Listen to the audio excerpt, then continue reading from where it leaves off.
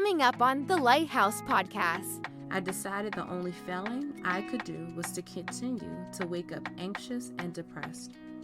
Every day, trying to live up to some unrealistic expectations society has created and I naively agreed to, until I was brave enough to take off the rose-colored glasses and see me for who I truly am. I give unapologetically. I am silly. I am a reformed hood girl who still enjoys doing hood things sometimes. I'm a ratchetdemic. I'm developing a new ecological framework on human development, and also, I enjoy listening to Cardi B, and my Megan knees do still work.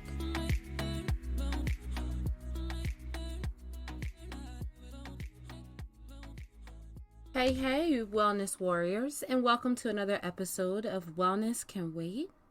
I'm your host, Dr. Chantel Barr, and I'm thrilled to embark on this journey with you. Today, we will dive into defining what wellness is, human conditioning from a historical and intentional healing perspective, as well as end with a journal prompt to get you ready for our episode next week. Each episode will release by Monday at 5 a.m. for you to enjoy during your commute or when you have some time for yourself. Each week, please join me with a journal or notebook to keep your learnings, reflections, and action steps all in one place. As a reminder, this season, we're diving deep into the concept of wellness, exploring what it really means, the key components of a well-rounded wellness routine, and why it's particularly important for women, especially Black women, to prioritize their wellness. By the end of this season, in 3 months, I look forward to the wellness plan you create. So, grab a cup of tea, sit back, and let's get started. I firmly believe we were all put on this planet with unique talents. Love is the absolute law of the land. As someone who has come up through the school of hard knocks and formally educated, I strongly believe we can each have the autonomy to reach our potential, the truest version within, and share our love and light with the world. A striking and beautiful balance of our purpose and peace. This can only happen when we ourselves are in alignment, physically, socially, occupationally, mentally, emotionally. I want to ease any desire you have to feel anxious right now.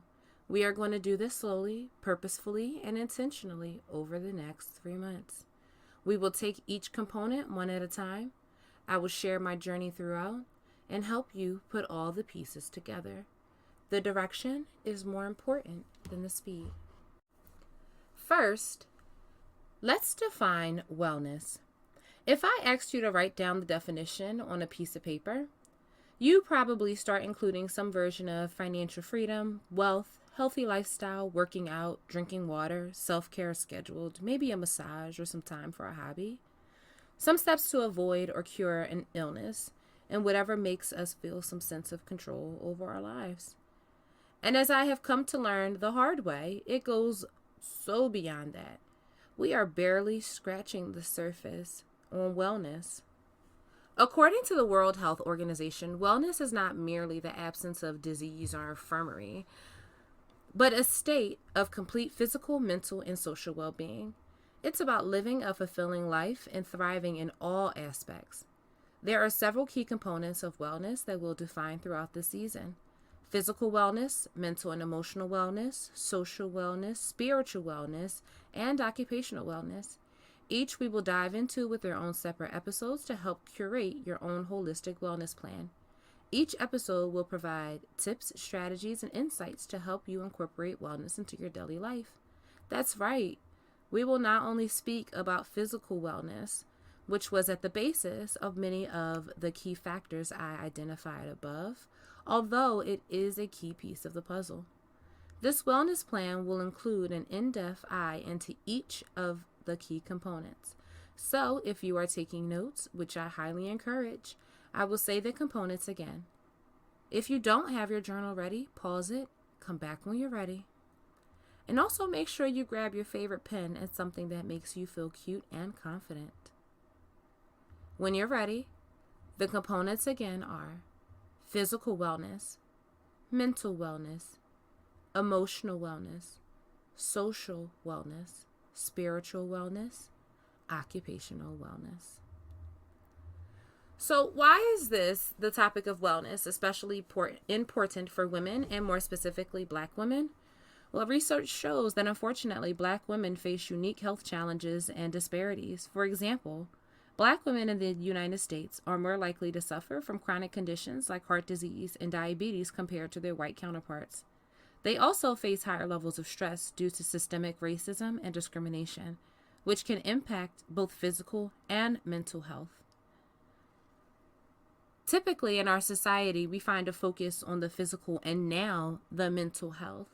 But with all of the other pieces and components missing, we don't have a full, well-rounded picture of wellness. And that's especially troubling. There is a unique intersectionality for Black women that fuels both racism, ageism, and all the other isms in the world. I wrote extensively in my dissertation about the outsider within many Black women face. As Phillips 2020 stated, women in general are facing a glass ceiling, but women of color, and Black women in particular, are dealing with a concrete ceiling or concrete wall they have to attempt to break to reach the top. The term glass ceiling typically describes the issues women face when attempting to rise up in the ranks. And the term concrete ceiling applies more specifically to the impervious, invisible barriers that directly correlate to rising up in the ranks as a person of color. And the crazy thing is, this research has been completed across every field, and the results are typically the same. Black women are dealing with unbelievable stress on the climb to the top, most only wanting to provide financial security for themselves and their families. I've come to learn so much about Black women, and the words to articulate are often shared experiences. Scholars have discussed what factors have led to these trends. Some link the underrepresentation and over-exploitation of Black women in the United States to a history of economic inequities that have been evident since the time of slavery. A notable landmark Supreme Court case, Brown versus the Board of Education, has had tragic implications for Black educators nationwide, including the removal and limiting of Black educators, especially in the South. A problem it was actually meant to fix. In an area so dense with Black educators in the Free South, this landmark case also cut our population of educators, people who understand child and human development, the revolutionaries, community builders, communicators, and passers of our oral history, cut the population significantly. And this was evident through discrimination practices as well. Discrimination in the 1960s, which we all know so much about, but not from an educational perspective. It meant that schools that had been historically for Black people became desegregated, and white people took over leadership positions and fired Black educators. And because of this, the number of Black educators has been stagnant for the past 60 years, averaging 6 to 8% nationally, due to the impacts of Brown versus the Board of Education. Black educators in the Jim Crow South were banned from positions they already held and denied additional positions, crippling the Black educator workforce in the United States. Now, when we crippled the Black educator workforce, we also crippled the Black economic workforce. And when we cripple the Black economic workforce, understand how that all works backwards into our mental, emotional, and social health. All of these different sectors, laws, they're all intertwined to provide more of a holistic understanding of Black women and Black people and Black educators in America, especially over this last century. More to come on the Lighthouse Podcast. Hey, Lighthouse listeners, you can support the Lighthouse Podcast for free by simply listening, following, and sharing our episodes with your friends and family. Every follow, share, and listen helps spread the message of wellness to more people, especially Black women on their journey to self-care and holistic well-being.